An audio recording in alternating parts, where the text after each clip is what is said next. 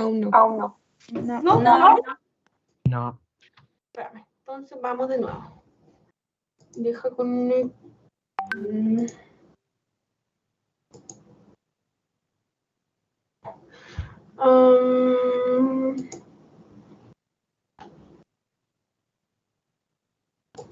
¿Por qué no me ven? A ver, voy a entrar.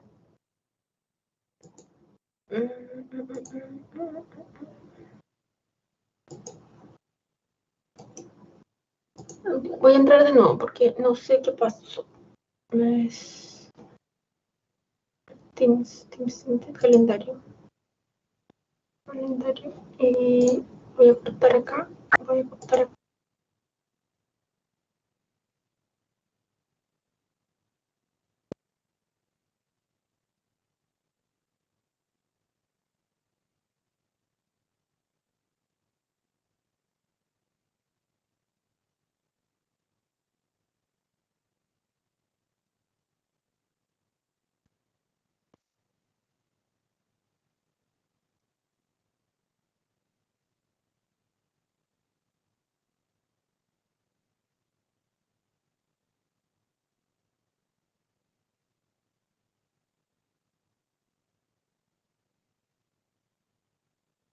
Ahí sí se ve.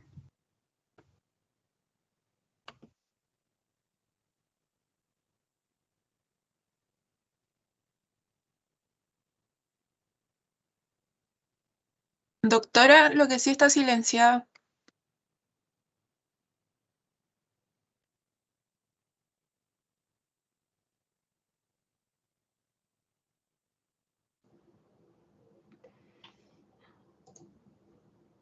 ¿Ahora? Sí, ahora sí. Ahora sí. Bien, lo logramos. Ya.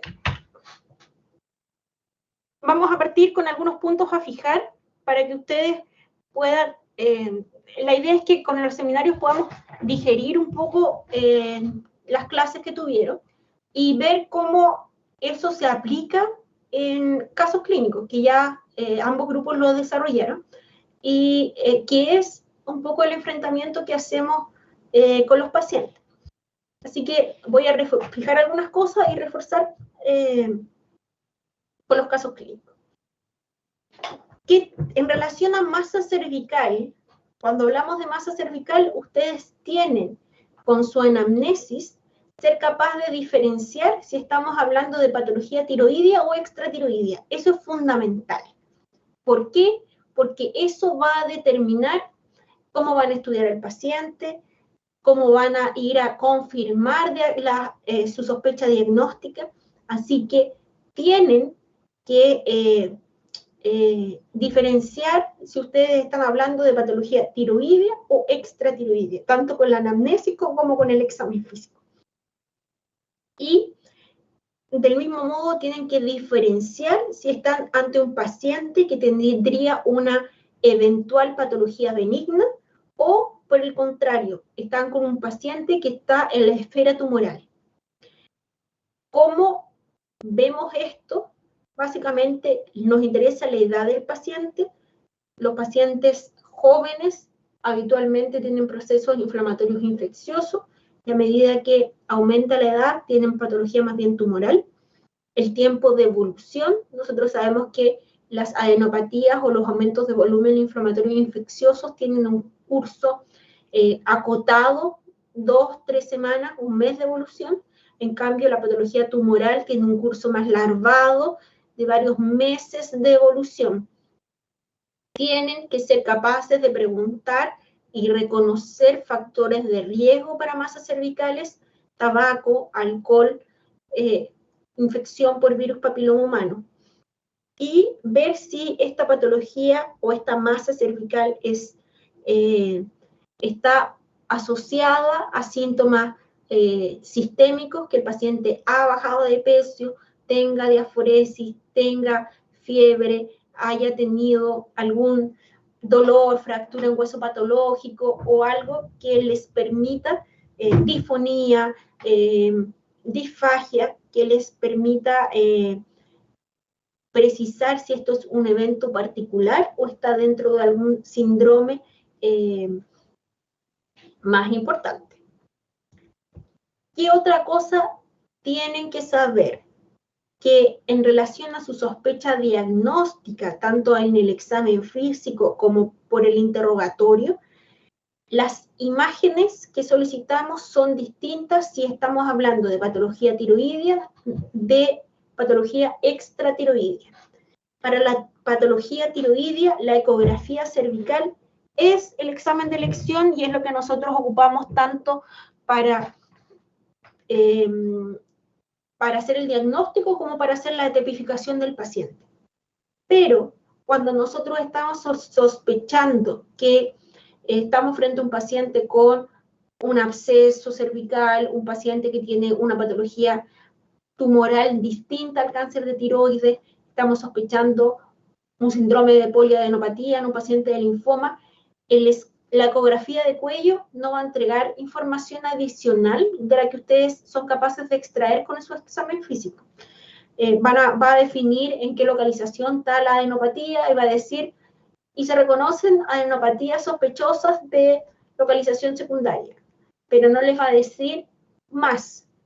Así que en estos casos, la ecografía se hace insuficiente y en estos pacientes habitualmente los estudiamos con escáner de al menos cuello y tórax. Y si yo estoy sospechando un síndrome de poliadenopatía, les pido cuello, tórax, abdomen y pelvis, porque quiero tener la certeza de si el paciente tiene adenopatías solo en el cuello o tiene adenopatías en el resto del cuerpo.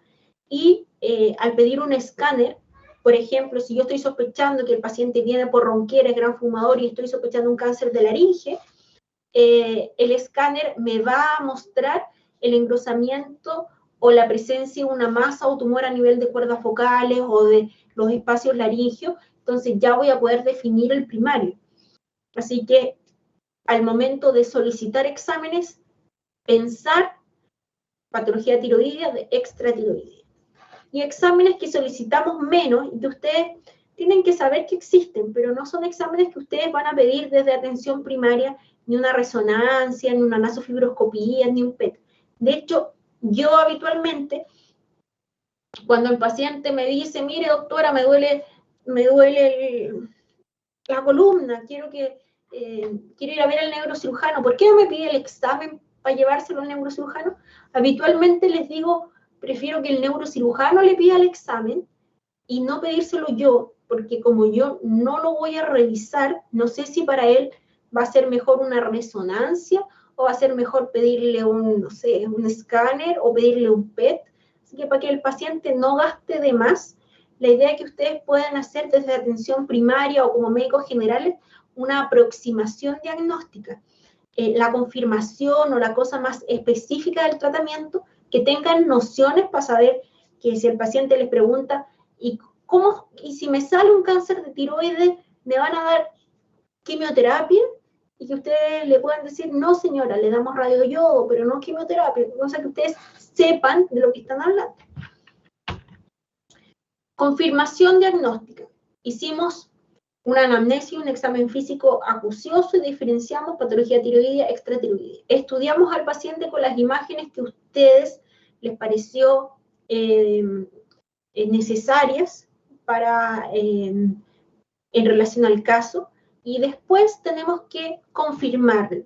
Y para la confirmación, nuevamente, diferenciar de patología tiroidea de extratiroidea. Para la patología tiroidea, la punción con aguja fina es lo que ocupamos, la citología. Cuando tenemos patología extratiroidea, usamos biopsia con aguja gruesa, una biopsia core bajo eco. Y usamos biopsias abiertas habitualmente cuando tenemos síndrome linfoproliferativo. Entonces, el tipo de biopsia se asocia al tipo de patología que estamos estudiando. Eso es lo que quiero que ustedes sean capaces de procesar, que es probable que les pregunten la prueba. Tienen un paciente con tal cosa. ¿Qué estudio harían? ¿Qué biopsia harían? ¿Qué examen le pedirían? Casos clínicos, que son los mismos casos clínicos que ustedes ya desarrollaron. Y la idea es que los vamos desarrollando juntos, que cuando yo les pregunte, alguien me conteste. El primer caso es una paciente de 53 años que consulta por aumento de volumen cervical, sin ningún antecedente mórbido de importancia, y la anamnesis refiere a aumento de volumen que nota hace un mes sin otros síntomas asociados. Ustedes la examinaron y les pareció que tenía un aumento de volumen central sin adenopatías cervicales palpables.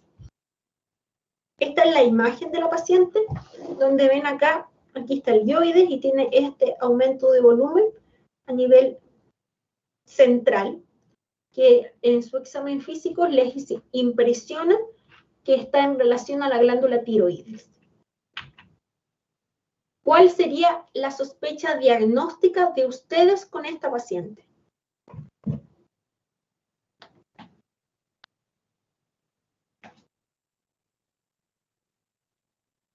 La sospecha diagnóstica sería de una patología tiroidea, pero lo que nosotros tendríamos que entrar a investigar sería si es benigna o tumoral.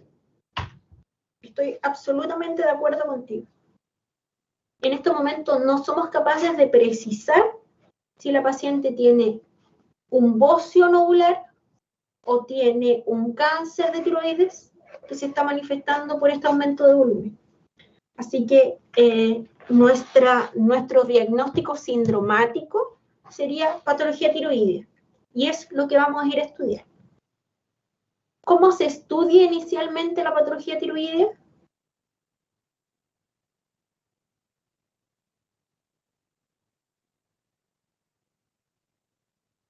Mejor que se equivoquen aquí, no en la prueba, porque esto es casi lo mismo que les voy a preguntar. Con una... ¿Ya? Dale nomás, Fer. Ya. ¿Con pruebas de laboratorio, como dijo Ignacio, o también con una ecografía cervical? Bien, con pruebas tiroideas y una ecografía cervical. Y a la señora le salieron las pruebas tiroideas normales y la ecografía tenía un nódulo en el lóbulo tiroideo derecho de 3 centímetros sospechoso. Si yo les pregunto a ustedes, ¿cuáles son las características de sospecha de un nódulo tiroideo? ¿Me lo podrían decir? De mayor riesgo de cáncer de tiroides tendríamos que fuera hipoecogénico, ¿Ya? además que tuviese microcalcificaciones, ¿Ya? ese signo del centelleo, vasculatura en la zona central del nódulo, ¿Ya? que los márgenes fueran irregulares y que tuviese como una zona media de halo alrededor. Y Que el nódulo sea más alto que ancho. Que sea más alto que ancho, que sea sólido, en general son nódulos sólidos o sólido-quísticos, pero muy bien, hipocogénico, con vascularización central, con bordes irregulares, que tenga microcalcificaciones, y con eso ya lo clasificamos en el típico Bethesda, o sea, en el típico TIRAT.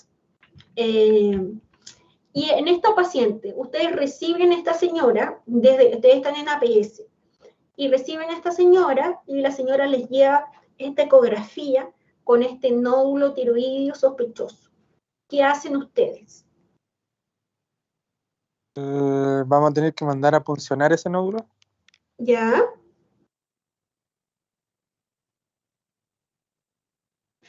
Quizás también hacerle una cintigrafía también, como para ver si es captante o no. Pero tiene pruebas tiroideas normales. La cintigrafía la usamos cuando los pacientes están hipertiroideos. Si el paciente está hipertiroideo, es decir, tuviera supresión de TSH, estoy de acuerdo contigo, le mandaría a hacer un cintigrama de captación tiroidea para saber si el nódulo es frío o caliente. Como vimos en la clase, los nódulos calientes, el 90 y mucho por ciento, 95, 93% de los nódulos tiroideos calientes son benignos. Así que en general les evitamos las punciones. ¿Existen cánceres en pacientes hipertiroideas? Sí, existen. Pero cuando es muy captante el nódulo, habitualmente es un nódulo benigno. Pero en este caso en particular, la señora tenía pruebas tiroideas normales, así que el cintigrama yo no se lo pediría. Sí le mandaría a hacer una punción. Y la pregunta asociada es, ¿Le indicarían el GES a esta señora? No. ¿De cáncer de tiroides? No. ¿Por qué? Es que depende. Porque depende del Bethesda, del resultado de la punción. Bien, el cáncer de tiroides, a diferencia del cáncer de mama, la notificación GES se hace con la confirmación diagnóstica, no con la sospecha diagnóstica. Es decir, en cáncer de mama, si le llega a este mismo paciente con un nódulo en la mama de 3 centímetros sospechoso de cáncer BRAF5, ustedes ahí, en ese momento, tienen que hacer la notificación GES por caso probable. Pero en cáncer de tiroides, la notificación GES se hace con la biopsia que muestre que la señora tiene un cáncer. Así que en este caso tendríamos que hacer la punción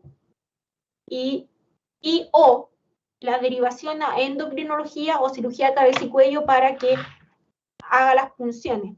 En general, las dos opciones súper válidas, que ustedes nos manden la señora ya puncionada o que nos manden una interconsulta con una sospecha diagnóstica fundada y que ustedes hagan exactamente lo que hicieron. Paciente con un nódulo sospechoso porque tiene XXX cosas, entonces yo la derivo para la punción.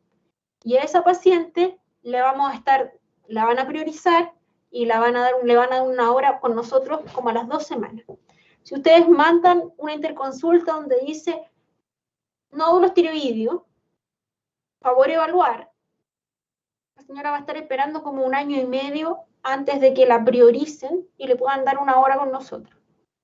Así que es muy importante el cómo derivan ustedes a sus pacientes y qué es lo que piden. Si ustedes piden punción bajo eco por sospecha de cáncer de tiroides, quien evalúe ese paciente lo va a priorizar. Si ustedes dicen un paciente con nódulo tiroideo, evaluación y manejo, esa paciente va a quedar en el olvido y va a llegar con adenopatías cervicales recién a hacerse la punción. Así que los que pasan conmigo, yo los pongo a entrevistar y a escribir en el computador y tienen que empezar a hacer interconsultas lo más como completas posible, porque eso finalmente determina qué prioridad van a darle la atención a sus pacientes.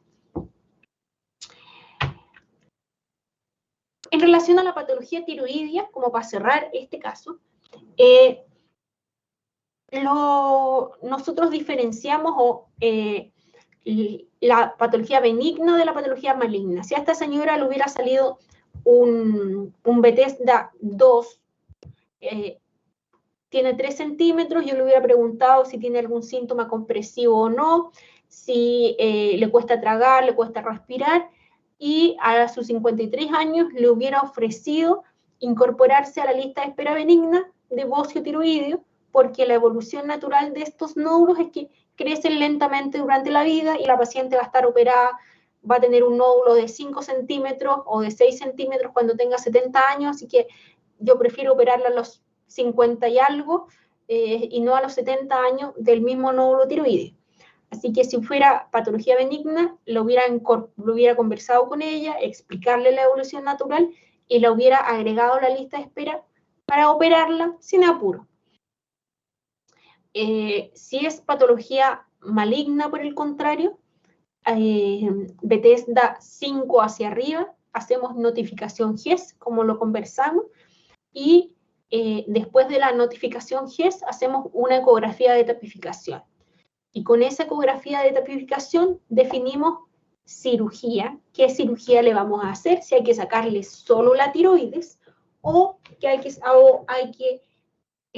hacer una tiroidectomía total más disecciones cervicales, según la presencia o no de adenopatías patológicas, y que finalmente estas adenopatías patológicas las confirmamos con histología, ya sea por biopsia intraoperatoria o por punción preoperatoria, y en ese caso le ofrecemos disecciones en cáncer diferenciado de tiroides. Y una vez que el paciente está operado, pedimos exámenes generales para evaluar el riesgo, que son básicamente ecografía, tiroglobulina, anticuerpos antitiroglobulina y TSH, y definimos si va a necesitar radioyodo o no. No todos los pacientes con cáncer diferenciado de tiroides requieren radioyodo, pero sí todos los pacientes con cáncer diferenciado de tiroides requieren de supresión de TSH. Es decir, todos estos pacientes quedan hipertiroideos, supresión de TSH. Así que no se les ocurra bajarle la TSH si los reciben, o sea, bajarles el Eutirox si los reciben de vuelta en el consultorio, porque es parte de su tratamiento adyuvante para su cáncer de tiroides. Dudas en relación a patología tiroidea en general. Antes de pasar al caso 2. Yo tengo una duda respecto a cómo se puede hacer, porque por ejemplo en este caso salía que lo notaba lo de la masa como hace un mes. ¿Cómo se puede saber más o menos si es en verdad es un mes o quizás, no sé, lo tenga hace 3 meses, ella lo notó hace un mes? Eso O es, no, o que la haya notado, no sé, hace 2 semanas, entonces para ir diferenciando como entre que pueda ser una infección o pueda ser una masa por... mira, por... es bien difícil, porque si finalmente este nódulo tiroideo claramente no lleva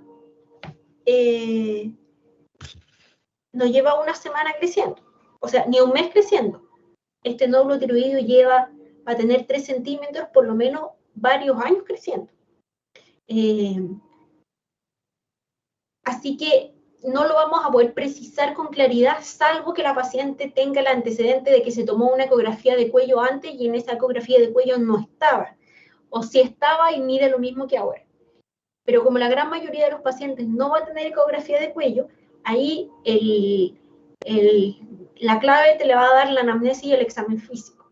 Porque si estamos sospechando infección, va a estar el antecedente de que le dolió, en algún momento estuvo rojo, caliente, de que tuvo un cuadro infeccioso intercurrente, que le dolían las muelas, que la picó algo en la cara, que tuvo un trauma, que tenía dolor de oído. Entonces, en tu anamnesis vas a ser capaz de recuperar esa información para decir, mira, esto, si bien la señora dice que partió hace un mes, no soy capaz de precisarlo, pero claramente no tiene historia de que haya algún evento inflamatorio infeccioso intercurrente que pueda explicar este aumento de volumen.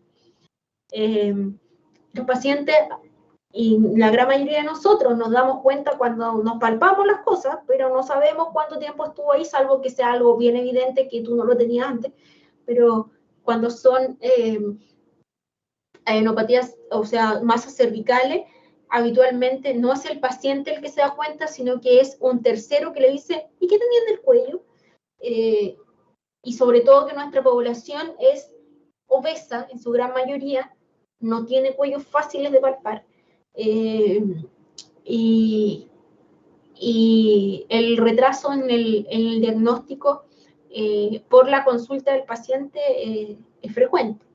Así que acá tu herramienta, el dato anamnéstico de me lo palpé hace un mes, no significa que lo tenga hace un mes, es poco confiable, y aquí lo más importante va a ser tu propia anamnesis y examen físico. ¿Alguna otra duda?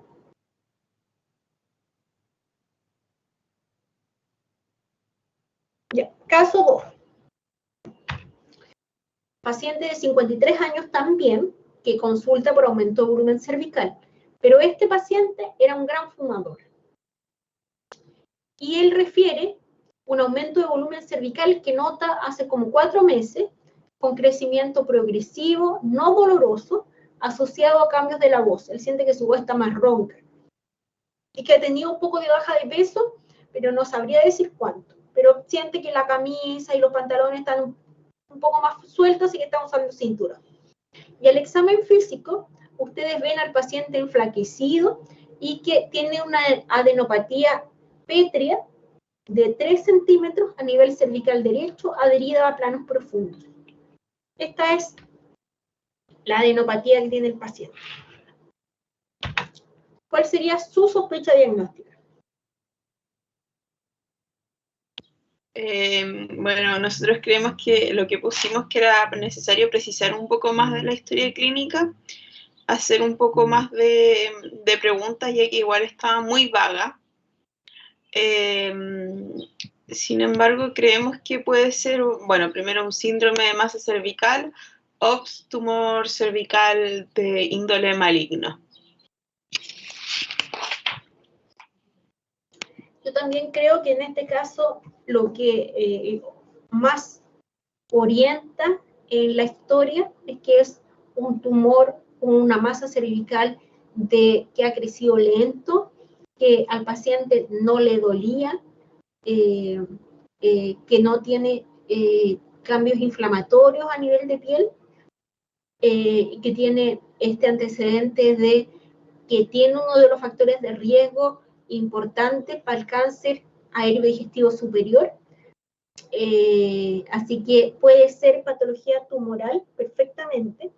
No sabría con esos antecedentes si esto es un primario de cabeza y cuello, es decir, que el paciente tenga un cáncer de cavidad oral o un cáncer de laringe. Mi sospecha es que puede tener un cáncer de laringe porque tiene disfonía y además está adenopatía cervical, pero tampoco desecharía la opción de que el paciente tenga un cáncer gástrico y que esto sea la manifestación de su cáncer gástrico, o un cáncer de lo que a ustedes se les ocurra y que se esté manifestando por este aumento de volumen.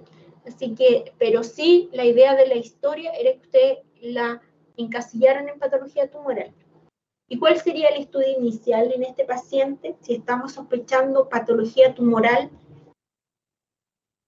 más bien extratiroidea? ¿Un TAC de cuello y tórax puede ser? Estoy de acuerdo. Yo le pedí hasta abajo: cuello, tórax, abdomen y pelvis. ¿Por qué? Porque no sé de dónde viene el primario. Y no hemos encontrado primarios de colon con adenopatías cervicales, así que me extendería hasta el abdomen y el pelvis con contraste para tratar de identificar si veo el primario. Y por el antecedente de el que es gran fumador y está con disfonía, le haría una masofibroscopía para saber si a nivel de la laringe, faringe, encuentro algún tumor o algo que me explique el por qué el paciente tiene cambios en la calidad de su voz. Pero bien. Y en este caso, que estamos sospechando patología tumoral en esta metástasis, ¿qué tipo de biopsia le tomarían ustedes?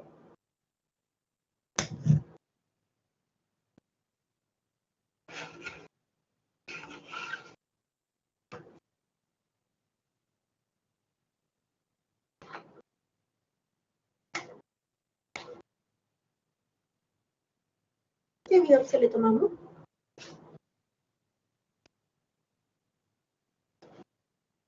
¿El de aguja, el de aguja grueso? Muy bien, doctora. Una biopsia core con aguja gruesa. ¿Por qué? Porque no estamos sospechando patología tumoral, no necesito un citológico. Como no sé de dónde viene el primario, lo más probable es que necesite material para hacer inmunohistoquímica, así que necesito trozos de tejido. Yo sí le haría con una punción con aguja gruesa.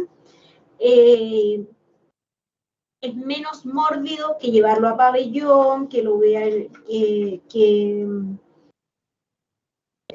para el paciente claramente es mucho menos mórbido el poder tomarle una biopsia por punción, que nosotros lo llevemos, lo intubemos, porque no tomamos biopsias de ganglios o a nivel cervical, no entramos al cuello con anestesia local, así que el paciente tiene que dormirse. La biopsia core bajo eco es la forma de confirmar si esto es cáncer o no es cáncer y cuál es el origen de este cáncer.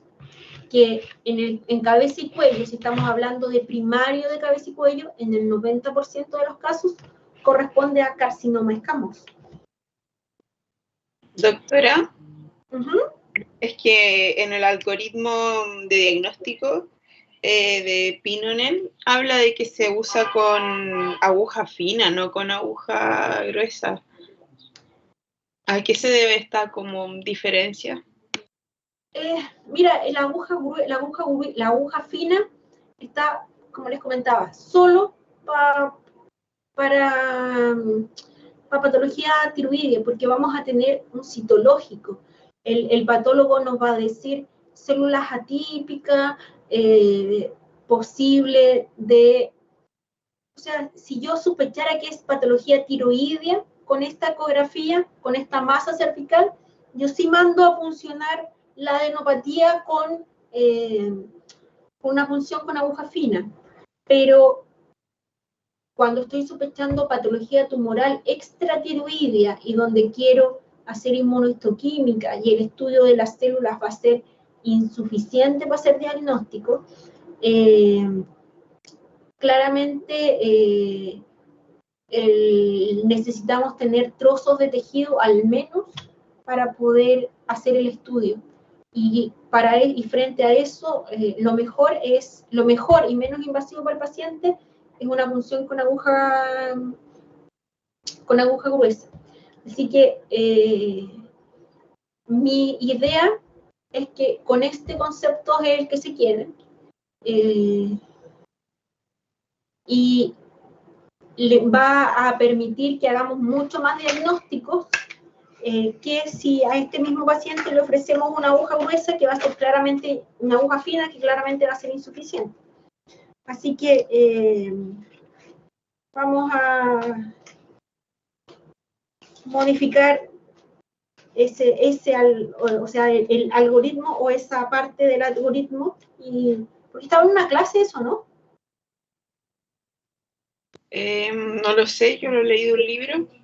¿Ya? Sí, pero igual estaba en la clase. Y decía aguja gruesa, aguja fina.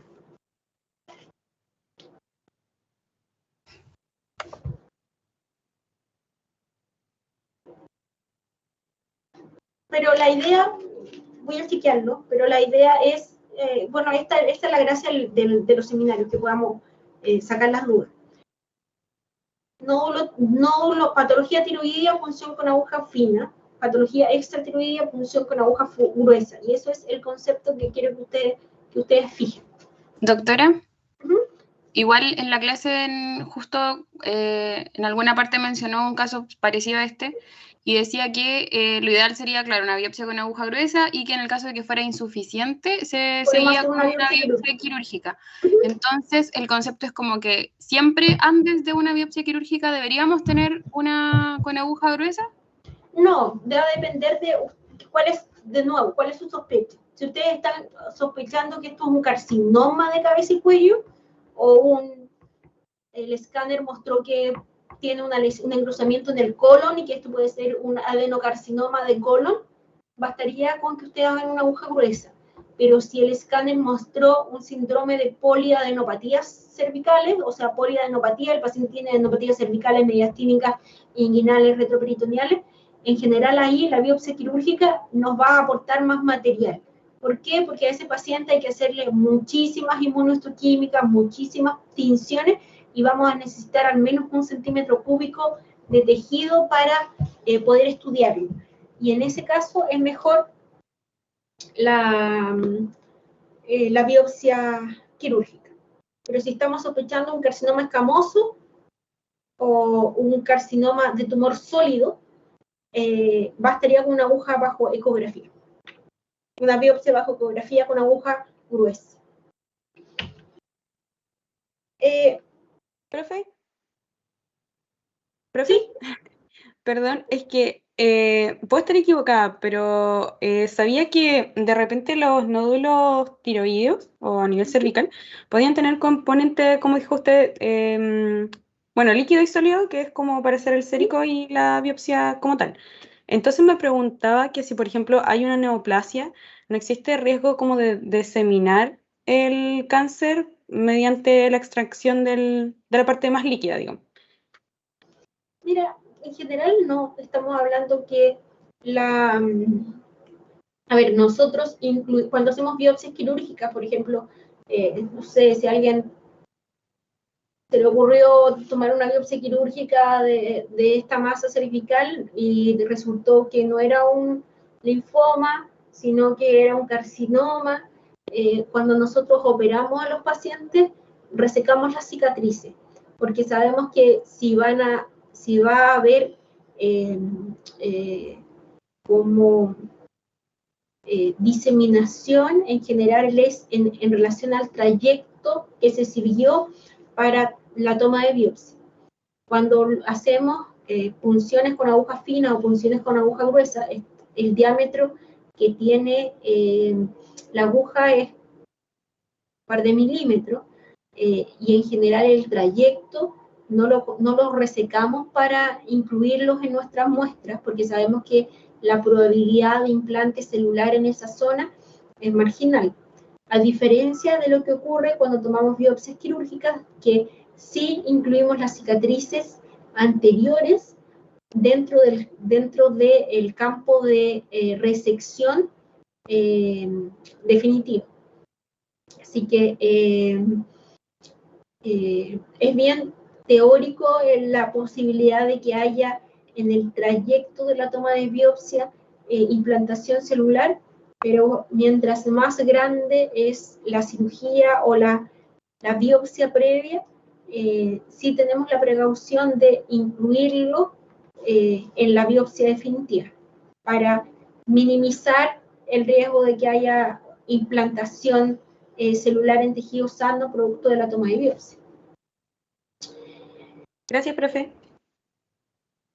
En el caso 2, ¿qué quiero que fijen? ¿O qué les quiero preguntar? ¿Cuáles serían para ustedes diagnósticos diferenciales de masas cervicales laterales?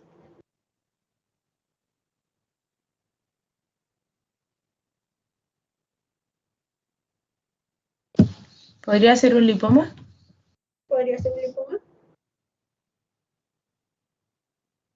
¿Qué más podría ser? Un absceso cervical. ¿Cómo? ¿Un tumor de parótida? ¿Podría ser un tumor de parótida? Un absceso cervical. O sea, esta clínica no calza mucho, pero igual podría ser uno. Podría ser un tumor cervical, pero como tú dices, no sería mi primera diagnóstico diferencial.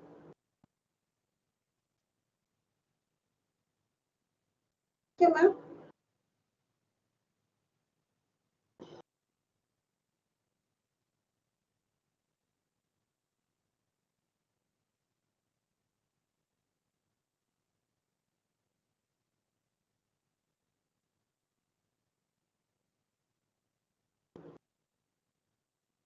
Ya pues, por lo menos 5. Un tumor del cuerpo carotidio. ¿Ya? ¿Qué más?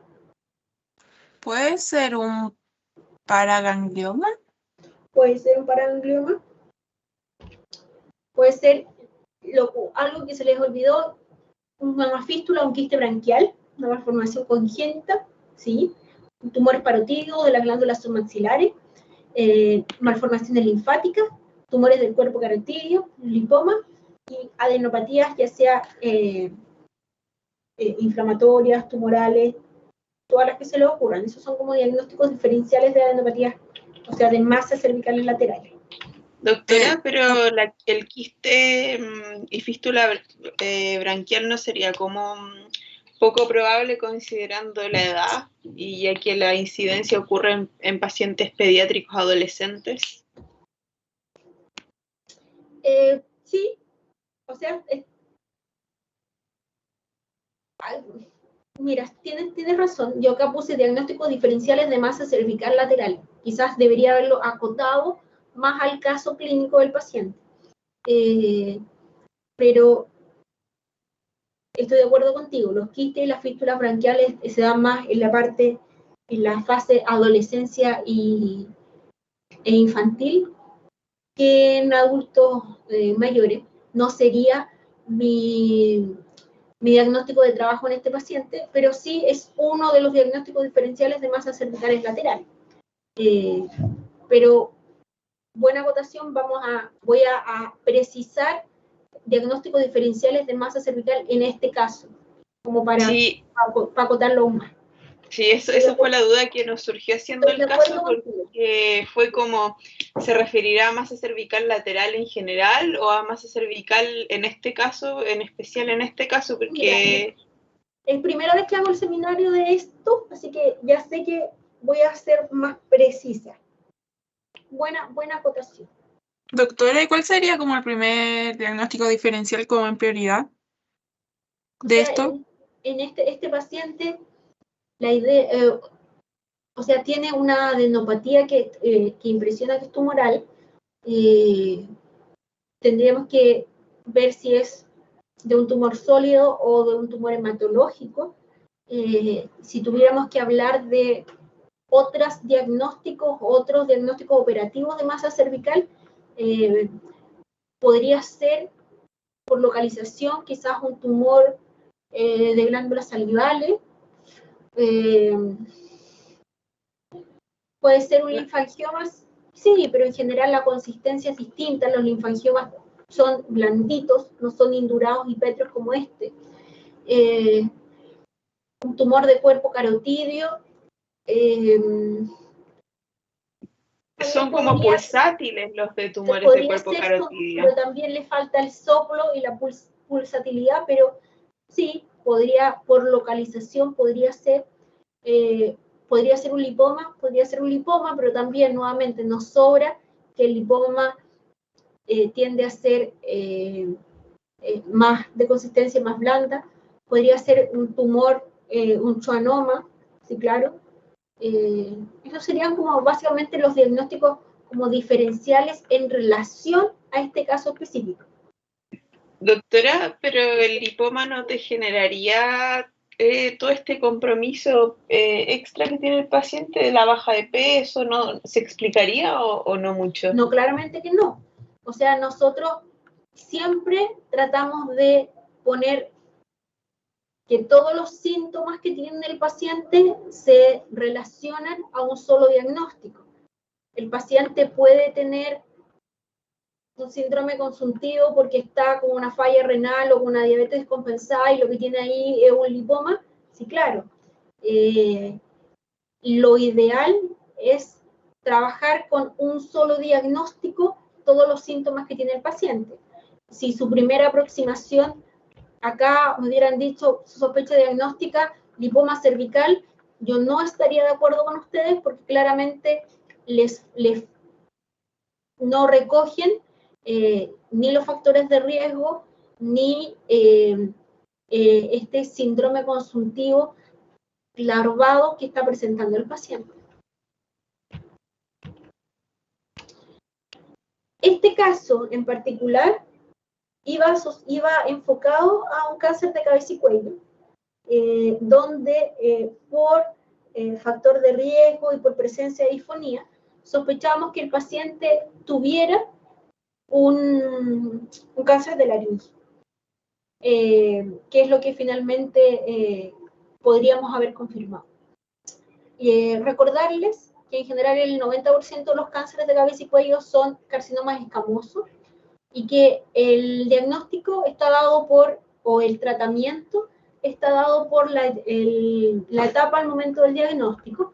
Cuando son etapas precoces, nosotros podemos hacer solo una terapia, o sea, un tratamiento unimodal, ya sea cirugía o radioterapia, y cuando son etapas avanzadas, como en el que es lamentablemente el 60% de nuestra población, ya usamos tratamientos multimodales, es decir, la combinación de cirugía más radioterapia más quimioterapia en distintos órdenes. Caso 3.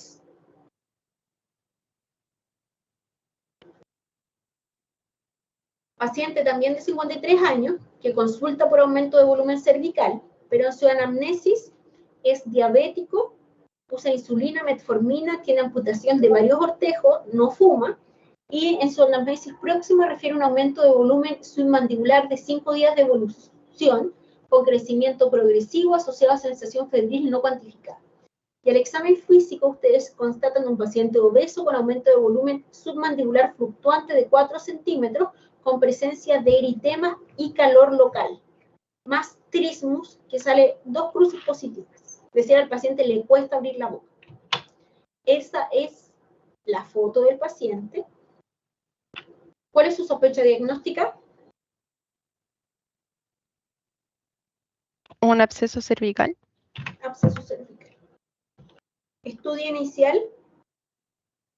TAC de cuello y tórax. TAC de cuello y tórax y parámetros inflamatorios. Hemograma y con el VHS y el PCR. Complicaciones potenciales de este paciente. La Utilizo una mediastinitis medida. descendente. ¿Cómo? Mediastinitis descendente. ¿Y qué más? O infección y de partes blandas y obstrucción de la vía aérea. Mediastinitis y compromiso de la vía aérea. Él ya tiene una infección de parte blanda, ya tiene ahí un absceso. Pero lo que lo va a matar, o lo que podría ser potencialmente mortal para este paciente, es que haga una mediastinitis descendente y que haga un compromiso de vía aérea, que el paciente comience con estridor y que genere finalmente que la vía aérea colapse y el paciente no pueda ser ventilado ni intubado. Ya tiene dificultad para abrir la boca, es decir, este paciente es difícil de intubar y difícil de ventilar. En relación a los abscesos cervicales, tienen que tratar de definir la urgencia, es decir, cómo se ve clínicamente el paciente, si está febril, taquicárdico, sudoroso, con taquipnea, si tiene estridor, se abre la boca, para saber si a un paciente lo vamos a poder manejar ambulatoriamente o lo van a tener que mandar al servicio de urgencia. Reconocer las complicaciones, saber que el cuello tiene poca posibilidad de tener grandes volúmenes, así que los pacientes son una bomba de tiempo y pueden generar estas mediastinitis descendentes o estos abscesos cervicales. Y que el tratamiento es drenaje y antibiótico. Lo que tenemos que definir es si lo vamos a tener que intubar. Si lo intubamos, este es un paciente que no lo vamos a poder extubar y va a salir a una unidad de cuidados intensivos. Así que, o si no parece coleccionado, que esté drenando espontáneamente y que solo le vamos a mantener el tratamiento antibiótico. Así que tenemos que definir, es muy importante su evaluación tanto al examen físico como anamnéstica para definir si el tipo de tratamiento que le van a ofrecer a este paciente, o más bien dónde le van a ofrecer el tratamiento, si va a ser en un contexto ambulatorio o en un contexto hospitalizado. Y el último caso, porque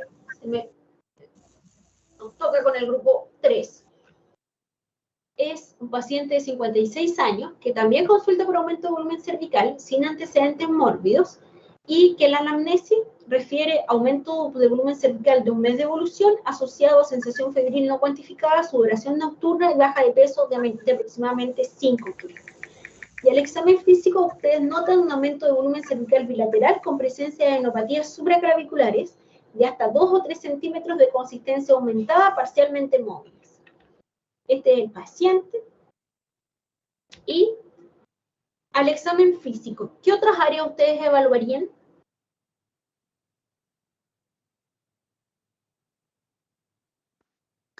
No se especifica cómo es la consistencia de la masa, si es depresible. Consistencia aumentada.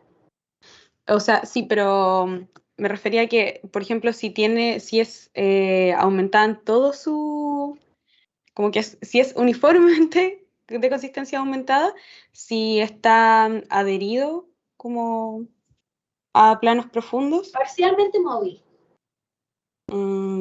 Pero es que, no sé, bueno.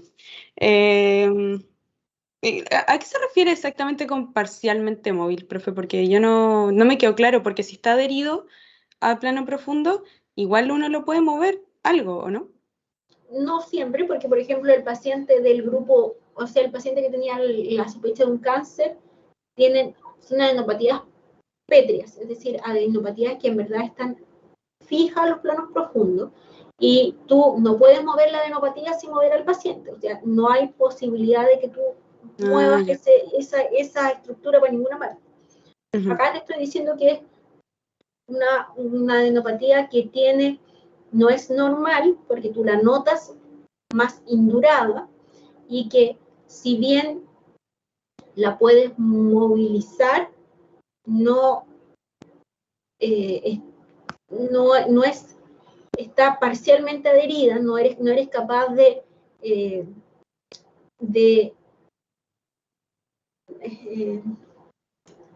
bueno, es que es difícil caracterizárselo si ustedes no han examinado muchos pacientes.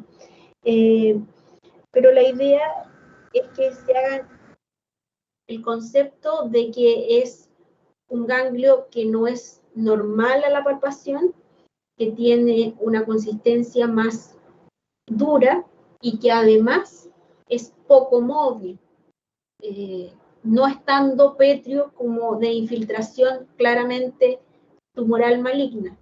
Y he ahí mi consulta de frente a esto, ¿qué otras áreas al examen físico ustedes irían a evaluar?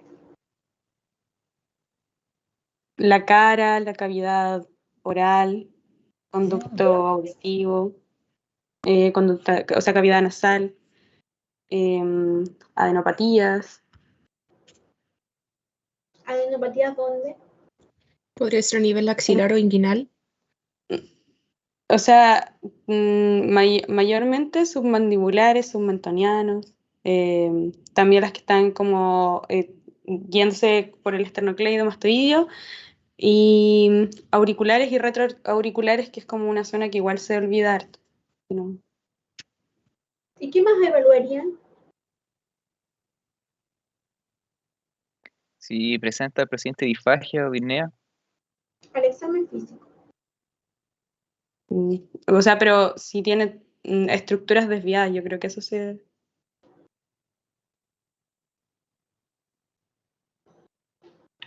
Estoy de acuerdo con ustedes que evaluaría la cavidad oral, la cavidad nasal, la cavidad, las orejas, la piel, pero sí evaluaría además la región inguinal y la región axilar buscando adenopatía, porque la historia de este paciente con fiebre, sudoración, baja de peso, puede estar haciendo un síndrome linfoproliferativo, y en general los síndromes linfoproliferativos vamos a tener adenopatías no solamente en un grupo, al ser enfermedades sistémicas, no solamente vamos a tener adenopatías en el cuello, sino que vamos a encontrar poliadenopatías, vamos a encontrar adenopatías axilares, inguinales, y si le tomamos un escáner vamos a encontrar adenopatías retroabdominales, o sea, intraabdominales y en el retroperitoneo.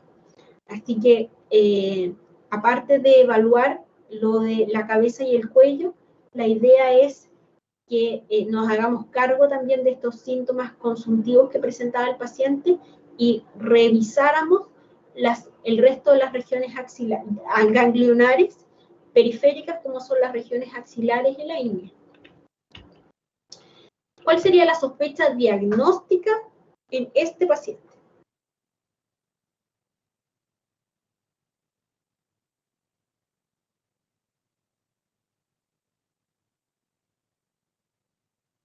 ¿Linfoma?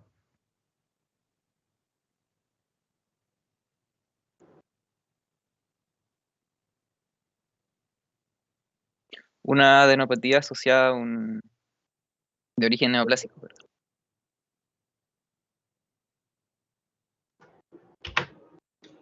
Yo sería un poquito más específico, yo iría por un síndrome linfoproliferativo.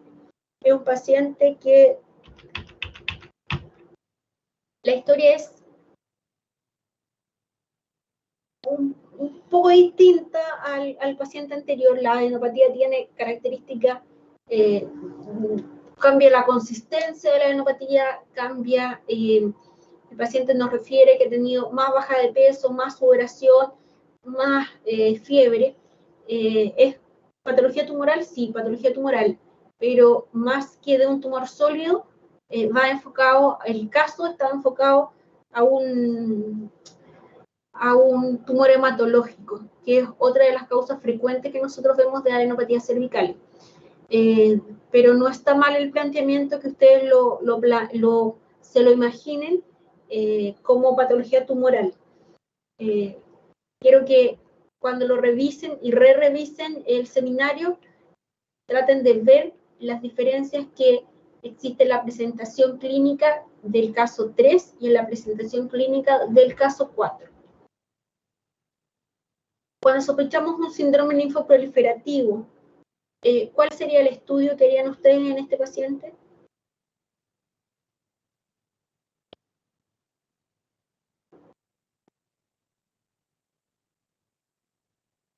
¿Un hemograma? Hemograma, pero parte del hemograma si te sale normal y con esa masa cervical, igual le vamos a pedir un escáner de cuello, tórax, abdomen y pelvis para saber si existen adenopatías en alguna otra parte. Y este paciente con ese escáner y la adenopatía va a ir a una biopsia cervical quirúrgica. Lo podemos mandar al hematólogo para que sea el hematólogo quien diga que le tomemos la biopsia, pero claramente es la biopsia lo que va a determinar el diagnóstico definitivo o la confirmación diagnóstica de este paciente y que va a ponerle el sello a qué tipo de patología tumoral es la que presenta. En este paciente, ¿por qué no una biopsia core? Porque tiene síntomas sistémicos que son más orientativos a patología tumoral hematológica que a patología tumoral sólida. No sé si ustedes han tenido clase de linfoma y de leucemias. ¿Sí? ¿No? Sí. Sí. Así que la idea era que enfocáramos este caso en el estudio de un síndrome linfoproliferativo. Así que los invito a remirar el caso 2 y el caso 4 y a tratar de encontrar las diferencias,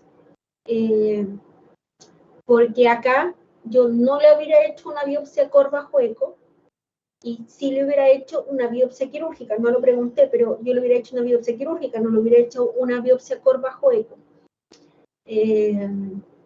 Así que quiero que le den una vuelta, vean las diferencias y si tienen dudas, me las pregunten.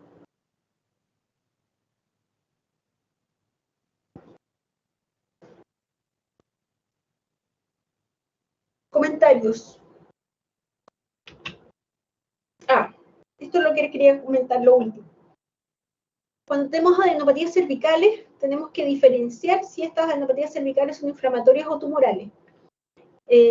Para eso, una anamnesis detallada, un examen físico acucioso, tienen que revisar distintas áreas ganglionares, tienen que revisar la cavidad oral, la cavidad nasal, la cavidad auditiva, la piel, y en base a eso van a tener que precisar qué imagen van a solicitar según su sospecha diagnóstica y además qué examen de confirmación van a solicitar según su sospecha diagnóstica.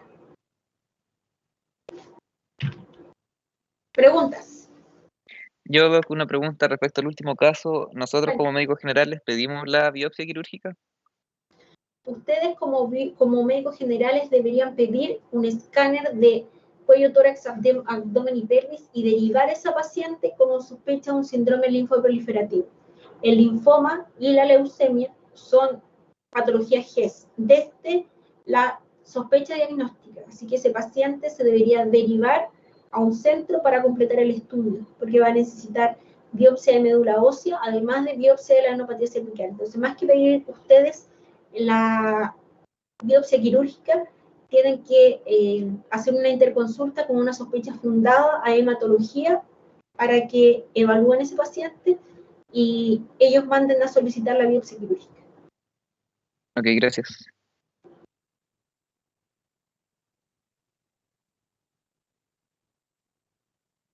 ¿Alguna otra duda?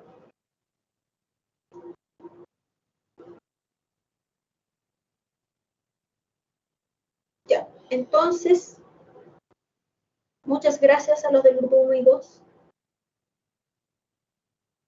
Gracias a usted, doctora. Gracias, doctora. Esté bien, chao. Está bien, doctora. Chao, Chao. doctora, que Chao. esté muy Gracias, bien. doctora. Gracias.